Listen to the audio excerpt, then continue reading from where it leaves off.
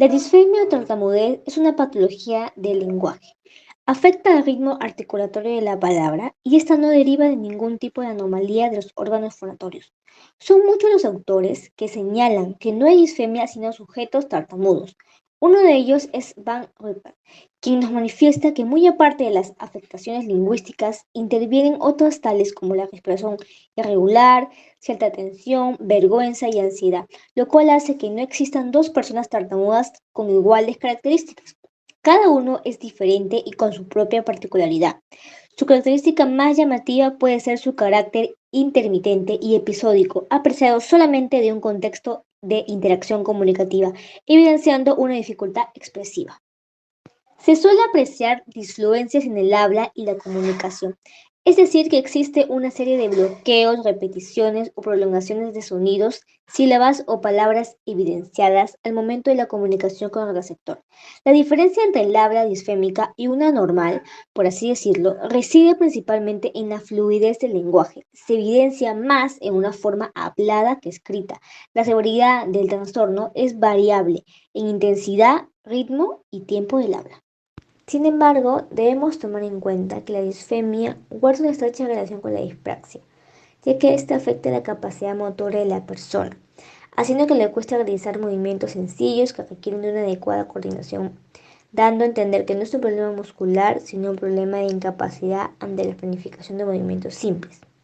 Existen tipos de dispraxia. Uno de ellos es la dispraxia del habla, la cual afecta a los grupos musculares del aparato fonador, derivándolo así en problemas de pronunciación de palabras o sílabas, haciendo que el sonido sea inteligible, además de errores en sonidos del habla y la articulación de vocales, y esfuerzos o titubeos en la producción de fonemas. Como podemos darnos cuenta, tanto la disfemia como la dispraxia están asociadas, porque ambas son trastornos del habla. Sin embargo, estas se diferencian en que la primera afecta a la articulación y tiene un déficit en el aprendizaje de movimientos elaborados. Por el contrario, la segunda es una alteración en la fluidez y el ritmo del habla. Gracias a estudios, se conoce a nivel mundial que la tartamudez incide más en los hombres que en las mujeres, en un porcentaje de 75 y 80% más, lo cual se ve en un sentido evolutivo, ya que hasta los 5 años la proporción es de 2 a 3 niños por niña, en la etapa escolar es de 4 a 5 niños por niña y en la edad adulta es de 6 a 11 hombres por mujer. En el caso de los niños, se suele confundir con las dificultades propias de la edad a la hora de hablar, y es que aproximadamente el 5% de los niños atraviesa un periodo de 6 meses o más de duración. 3 de cada 4 niños que empiezan a tartamudear recuperan la fluidez antes de llegar a la adolescencia, quedando el 1% de la población con un problema crónico. Parte de las características de las personas que desarrollan la tartamudez se deben a las difluencias, que son las fallas en la fluidez del habla, pues estas son habituales en los inicios del desarrollo del lenguaje, durante la infancia, por lo cual el grado de disfluencias varía de individuo a individuo, dependiendo del día, las emociones, dominio del tema de conversación y de las diferentes situaciones de habla del día a día. Por ello, entre las primeras características se encuentra la repetición parcial de un sonido, sílaba o palabra, que lo podemos explicar con este ejemplo de dos personas que han decidido realizar un picnic, pues a ello una de las personas le pregunta al otro, ¿Cómo estás? El hecho aquí se resalta en que esta persona presenta una dificultad en pasar de la C de cómo al resto de los sonidos de la palabra, por la cual ésta se logra completar con éxito la palabra al cuarto intento. En la siguiente característica encontramos a la prolongación del fonema, que lo podemos ver mediante un ejemplo, en donde Juan le desea mencionar a María. ¿Sabes qué? Pues se presenta una dificultad en pasar de la S en sabes a los fonemas restantes de la palabra. Continúa diciendo el sonido S hasta ser capaz de completar la palabra. Y otra característica también encontramos el uso frecuente de las interjecciones, pues lo podemos ver en esta imagen de dos amigos despidiéndose, donde María le dice: Alejandro, nos vemos, bueno, alrededor de las 6. Puesto a eso se presenta la dificultad en hacer la transición de vemos a alrededor. Como resultado de ello, produce varias interjecciones hasta que pueda decir la palabra alrededor con soltura. A lo largo de los años se han realizado estudios acerca de este trastorno, pero no se ha determinado un origen y se desconoce cuáles son las causas que lo provocan. Sin embargo, vamos a mencionar algunos factores que podrían incidir en su aparición. Factores genéticos. Este trastorno no se considera hereditario, pero a pesar de ello presenta una carga genética que puede verse reflejada en los descendientes familiares. En caso de tener un familiar con disfemia, la probabilidad de padecerla es 3 veces mayor que el resto de la población.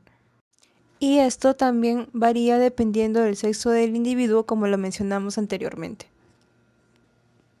Factores fonoarticulatorios. Las disfluencias del habla pueden ser debidas a dificultades originadas en los procesos de fonación y la alteración respiratoria. También puede manifestarse debido a una incapacidad parcial de la coordinación de los órganos fonoarticulatorios como los labios, la lengua o cuerdas vocales, generando en el niño continuas dificultades para seguir una fluidez completa. Factores psicosociales. Estos factores están relacionados con las actitudes negativas de las personas con las que el niño se comunica frecuentemente, como sus familiares o personas cercanas de su entorno, lo cual puede generar que las disfluencias del habla del niño se mantengan y puedan agravar el problema. Los niños en su primera infancia no reconocen las alteraciones del habla que se dan en un individuo, por lo que el niño con tartamudez no es consciente de que presenta diferencias en comparación con otras personas con una fluidez total. Sin embargo, a medida que va desarrollando, va adquiriendo dichas actitudes. Esto puede entenderse como una conducta aprendida y ante estas situaciones el niño puede generar ansiedad al exponerse a situaciones de estrés, además de desarrollar tensiones musculares o signos de esfuerzo o incluso querer evitar dichas situaciones. Factores neurológicos.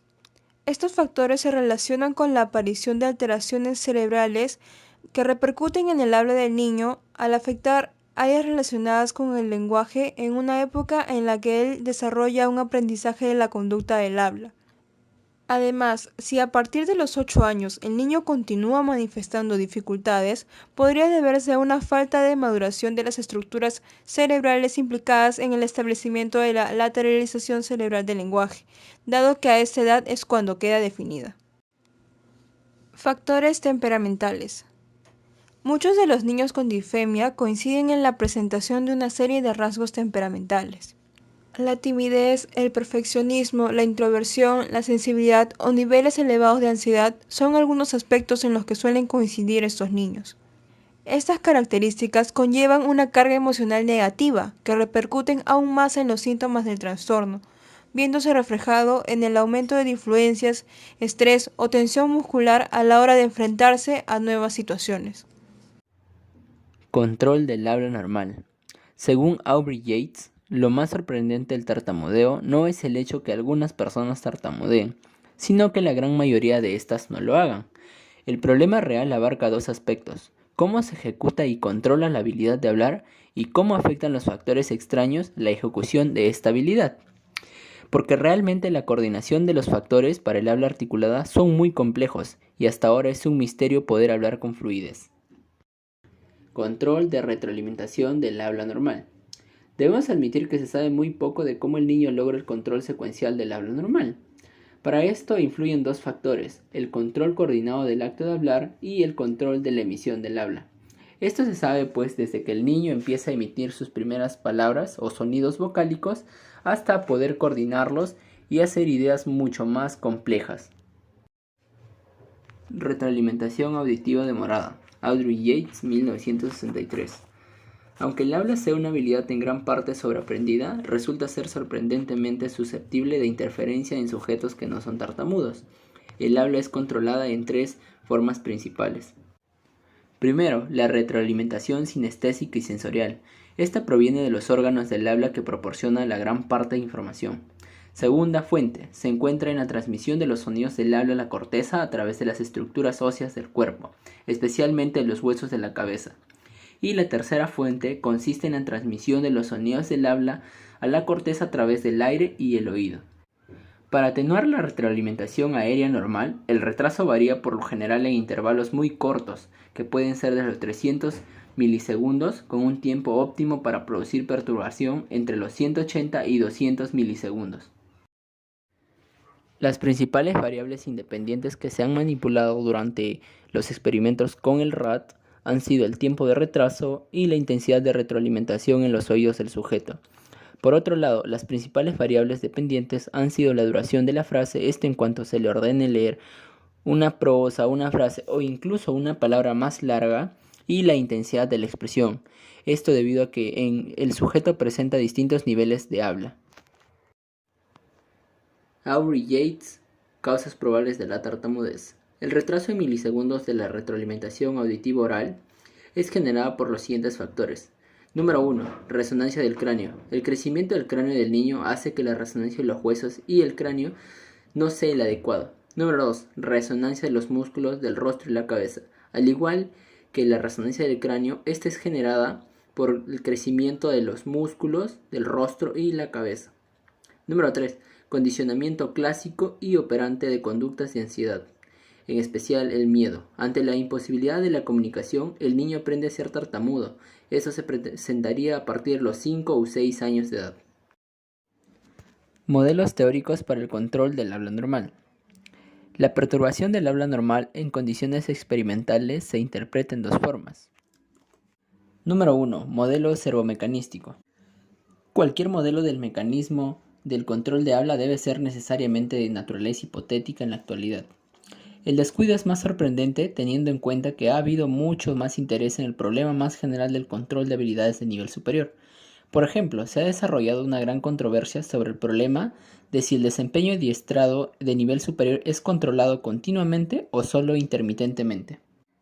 Número 2. Modelo de control operante.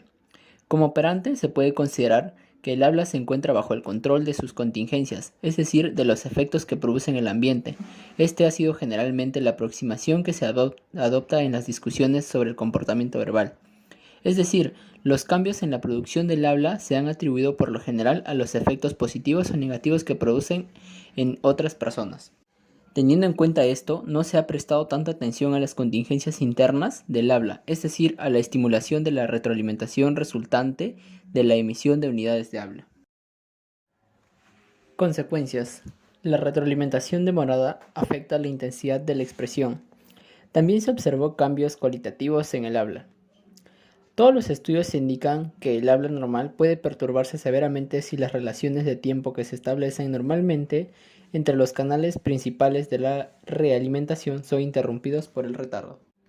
Un claro ejemplo sería que se encontró que hay amplias diferencias entre los diversos medios en cuanto al grado en el que se resisten al paso del sonido y segundo dentro de un medio particular.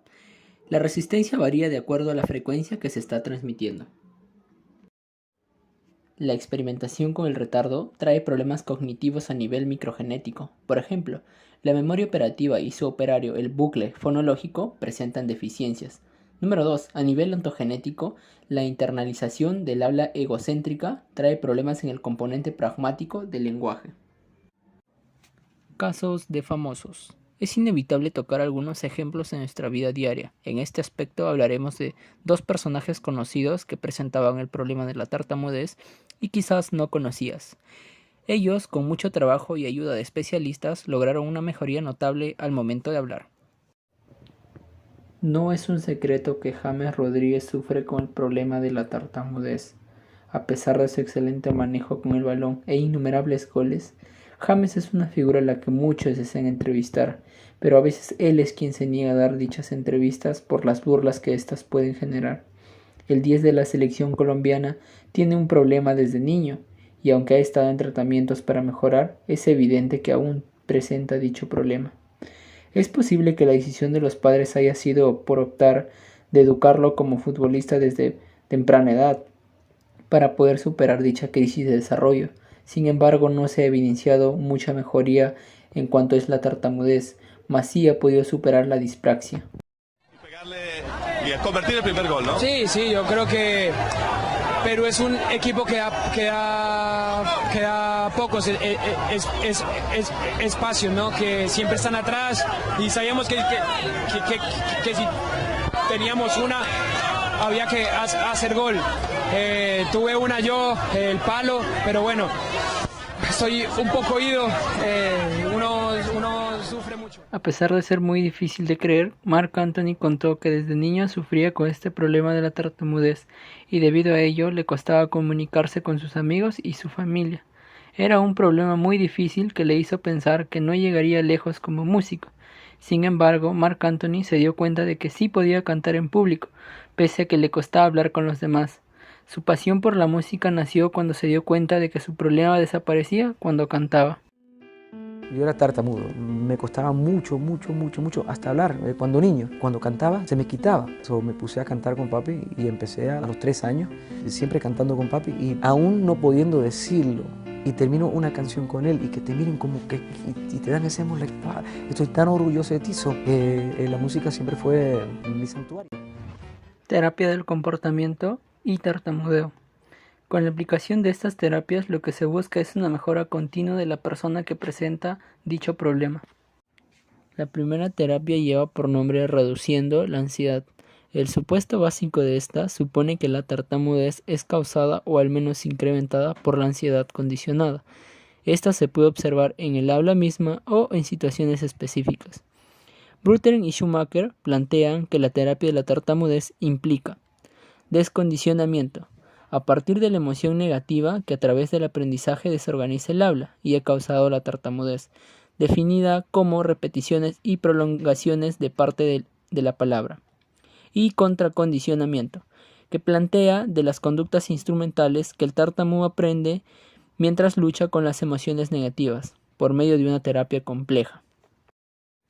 Rosenthal en 1968 llevó a cabo un DS o desensibilización sistemática, con éxito en un tartamudo grave, valiéndose de la lista de situaciones precipitantes del tartamudeo y practicando en esta.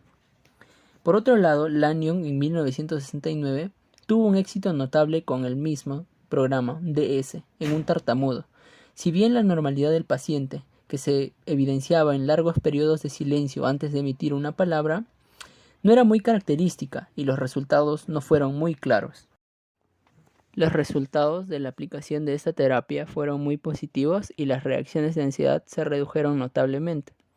Por otro lado, se redujo de manera circunstancial la frecuencia de las fallas en las tareas de lectura oral. También se pudo concluir que no hay correlación entre la frecuencia de la tartamudez y la ansiedad, más allá de lo marginal y accidental. La segunda terapia lleva por nombre tartamudeando más frecuente, planteada por Gregory en el año 1979, quien afirma que este procedimiento es el primero que se aproxima a las terapias actuales centradas en los tartamudos. Los supuestos básicos de esta afirman que el tartamudo conlleva una ansiedad condicionada y constituye una conducta de evitación. Número 2. El tartamudo debe acercarse, conocer, familiarizarse, aceptar y no temer por su propia tartamudez. Y así disminuirá su tartamudeo como comportamiento evitativo y conseguirá una fluidez verbal. Fases del proceso terapéutico. Número 1. Motivación para la terapia, mediante una detallada información del origen, desarrollo y consecuencias del tartamudeo. Número 2. Aproximación al tartamudeo, por una identificación y concienciación de las conductas manifiestas del tartamudeo. Número 3. Desensibilización de la ansiedad condicionada con técnicas apropiadas. Número 4. Modificación de la conducta general y de las actitudes generales de la persona negativas del proceso terapéutico. Número 5. Adquisición de mayor fluidez mediante un mejor control propioceptivo con actividades más directamente relacionadas con la fluidez. Y número 6. Generalización de cambios conseguidos en la clínica a la vida real mediante actividades aproximativas. Terapia número 3, la cual lleva por nombre aceptación y ejecución del rol del tartamudo. En esta se busca la reducción de la evitación del tartamudeo, aceptando y ejecutando su rol de tartamudo, lo que conlleva un cambio en el yo. Cualquier forma directa o especial de abordar directamente la fluidez es probablemente errónea. Un hecho paradójico del problema es que la aceptación del rol del tartamudo conlleva la capacidad de poder realizar el rol de hablante normal, y el intento de convertirse en un hablante normal conlleva el retroceso al rol del tartamudo, planteado por Sheham durante los años 1968 a 1970. Terapia número 4. Eliminación del estímulo aversivo. Planteado por Goldemont en el año 1965, quien afirma que la eliminación del estímulo aversivo genera un cambio, puede llegarse a eliminar la tartamudez y en ningún caso aumenta el problema. La explicación que se dio fue que el RAT altera las relaciones de retroalimentación normales, propioceptivas y auditivas, y provoca formas de adaptación a la misma. El sujeto puede intentar restaurar el status quo en una de varias formas diferentes, murmurando para reducir el componente auditivo molesto, desintonizando el componente auditivo y fijándose entonces de la retroalimentación propioceptiva no perturbada, o prolongando las unidades de habla, como un nuevo patrón de habla. Número 5. Terapia compuesta, planteada por Andrews e Ingham en 1972, quienes afirman que el adiestramiento del habla regulada o control de la tasa de conversación puede eliminar el tartamudeo. Por otro lado, el sistema de fichas sustituye al tiempo fuera para moldear e incrementar la tasa de habla lenta hasta una tasa de habla normal. Evaluación. Los sujetos de evaluación fueron 56 tartamudos, el tiempo fue de 9 meses y las técnicas utilizadas fueron tanto cualitativas como cuantitativas, las cuales fueron muy complejas. Los resultados en seguimiento de los 9 meses presentaron que 23 de los 56 tartamudos, que representa el 41%, no tartamudeaban, mientras que 11 con la tasa de habla normal. Los resultados de la aplicación de esta terapia fueron muy positivos y las reacciones de ansiedad se redujeron notablemente. Por otro lado, se redujo de manera circunstancial la frecuencia de las fallas en las tareas de lectura oral. También se pudo concluir que no hay correlación entre la frecuencia de la tartamudez y la ansiedad, más allá de lo marginal y accidental. Número 6. Terapia con tiempo fuera. Propuesta por Haraldson, Martin y Starr en 1968, emplearon esta terapia y las consecuencias fueron la disminución considerable de la tartamudez con los siguientes pasos. Uso de tarjetas con palabras escritas para ser leídas por los tartamudos durante un tiempo determinado. Después de 2 sesiones de tasa base se introducía el tiempo fuera. Cada vez que el sujeto tartamudeaba, se encendía una luz roja y se le pedía al sujeto que permaneciese callado durante 10 segundos hasta que la luz se apagara, entonces el sujeto volvía a leer. El Bus History Test, que nos sirve como examen estandarizado para la evaluación de las habilidades narrativas, junto a la identificación en la dificultad en la expresión verbal. Para ello, la prueba es aplicada a niños de entre 3 a 8 años de edad, y está diseñada como una prueba de detección que puede ser utilizada para la evaluación de la capacidad de producción del lenguaje, en el contexto semántico, gramatical y fonológico.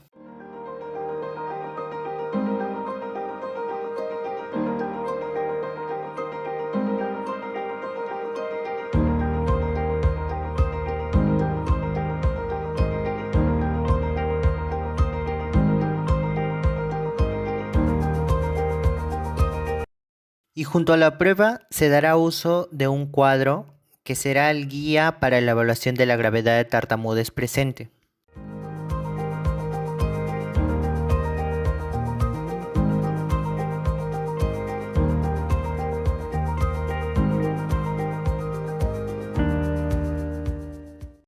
Para este trabajo aplicamos la prueba Voz Story Test en 2 niños. Uno de ellos es Maricielo Rosales, quien acaba de cumplir los 4 añitos.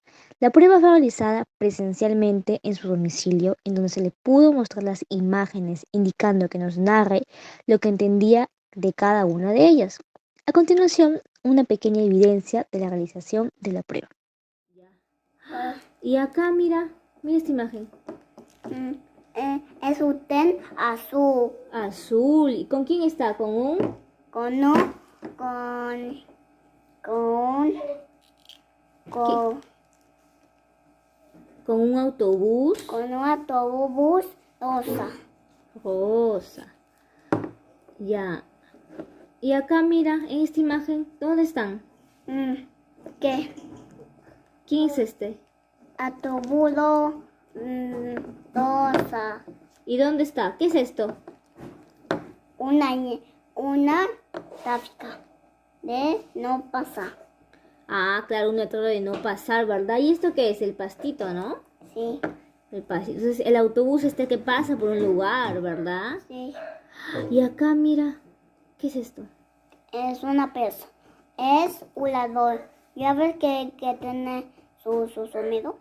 Como se pudo evidenciar en el video, Maricielo se encuentra con un ligero nivel de tartamudez propio de la edad, ya que está en la edad en la que recién se está concretando la articulación de su habla. Se evidencia un poco de tensión y ratos de bloqueo al momento de querer articular la siguiente palabra de su oración.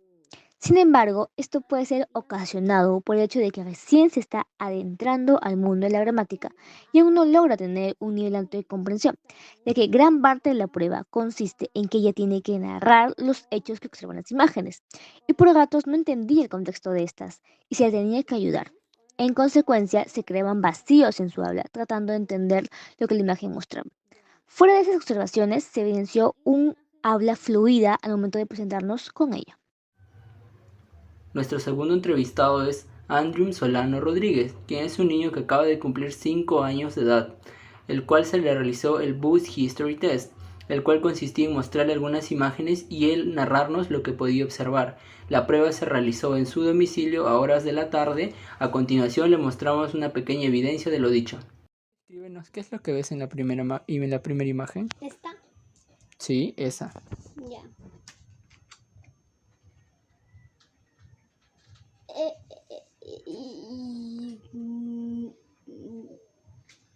El camión está feliz. Muy bien. En la segunda imagen,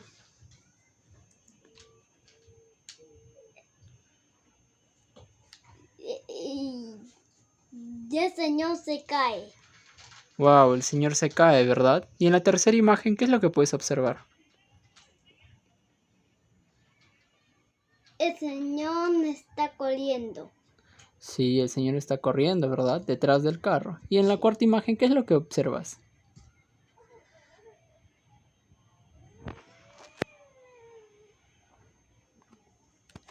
El tren le gana. Sí, el tren le gana. Y por eso en la quinta imagen, ¿qué pasa con el camión?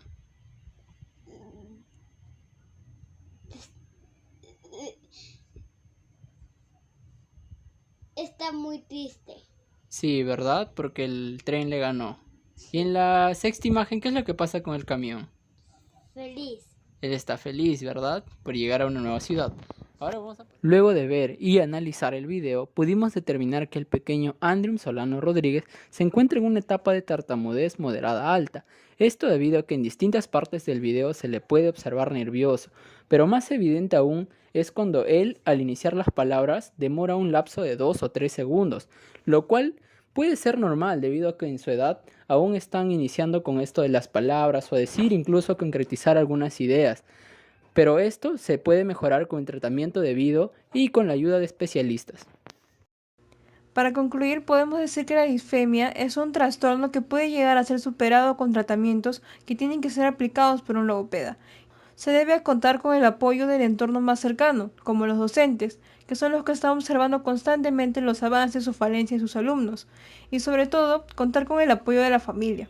El seguimiento e interés de los padres por el desarrollo de su menor es muy importante, pues podría contribuir con la detección del factor causal. El apoyo emocional y comprensión de la familia en el proceso será de gran ayuda para la persona con disfemia. Hará que ésta sienta que no está sola y reducirá la afectación por las situaciones negativas que viven constantemente las personas que sufren de este trastorno del habla.